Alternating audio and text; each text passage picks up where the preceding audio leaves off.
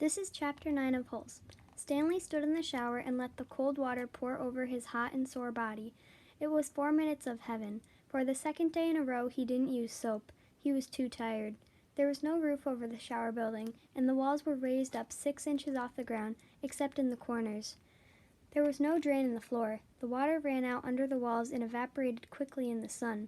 He put on his clean set of orange clothes. He returned to his tent, put his dirty clothes in his crate, got out his pen and box of stationery, and headed to the rec room. A sign on the door said Rec Room.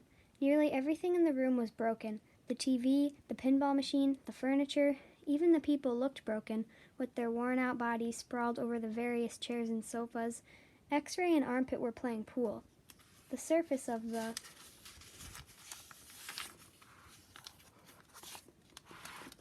table reminded Stanley of the surface of the lake. It was full of bumps and holes because so many people had carved their initials into the felt. There was a hole in the far wall. An electric fan had been placed in front of it. Cheap air conditioning. At least the fan worked. As Stanley made his way across the room, he tripped over an outstretched leg. "Hey, watch it," said an orange lump on a chair. "You watch it," muttered Stanley, too tired to care. "What'd you say?" the lump demanded. "Nothing," said Stanley. The lump rose. He was almost as big as Stanley, and a lot tougher. "You said something." He poked his fat finger in Stanley's neck. "What'd you say?" A crowd quickly formed around them.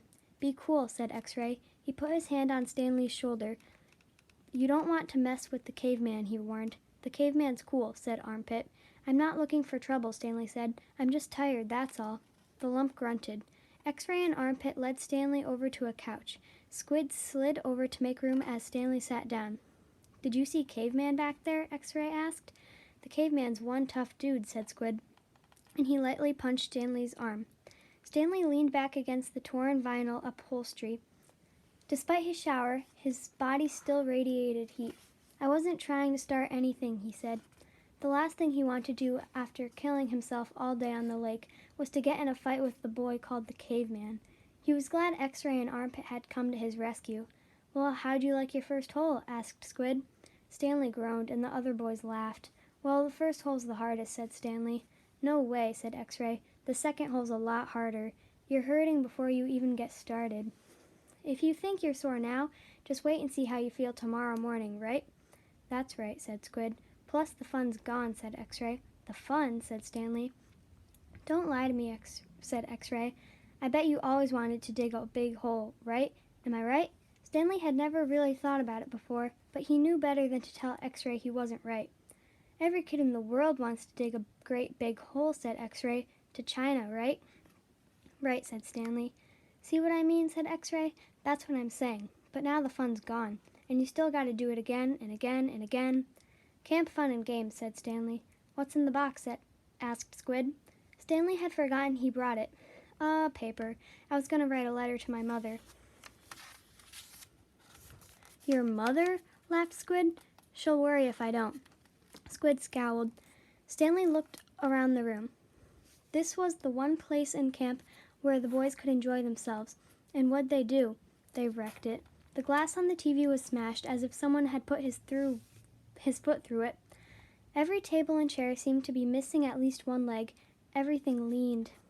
He waited to write the letter until Squid had gotten up and joined the game of pool. "Dear Mom, today was my first day at camp and I've already made some friends. We've been out on the lake all day, so I'm pretty tired. Once I pass the swimming test, I'll get to learn how to water ski. He stopped writing as he became aware that someone was reading over his shoulder. He turned to see Zero standing behind the couch. "I don't want her to worry about me," he explained. Zero said nothing. He just stared at the letter with a serious, almost angry look on his face. Stanley slipped it back into the stationery box. "Did the shoes have red X's on the back?" Zero asked him. It took Stanley a moment, but then he realized Zero was asking about Clyde Livingston's shoes. "Yes, they did," he said. He wondered how Zero knew that. Brand X was a popular brand of sneakers. Maybe Clyde Livingston made a commercial for them. Zero stared at him for a moment with the same intensity with which he had been staring at the letter. Stanley poked his finger through a hole in the vinyl couch and pulled out some of the stuffing. He wasn't aware of what he was doing. Come on, Caveman, dinner, said Armpit. You coming, Caveman, said Squid. Stanley looked around to see that Armpit and Squid were talking to him. Sure, he said. He put the pieces of stationery back in the box, then got up and followed the boys out to the tables. The lump wasn't the caveman. He was. He shrugged his left shoulder. It was better than Barf Bag.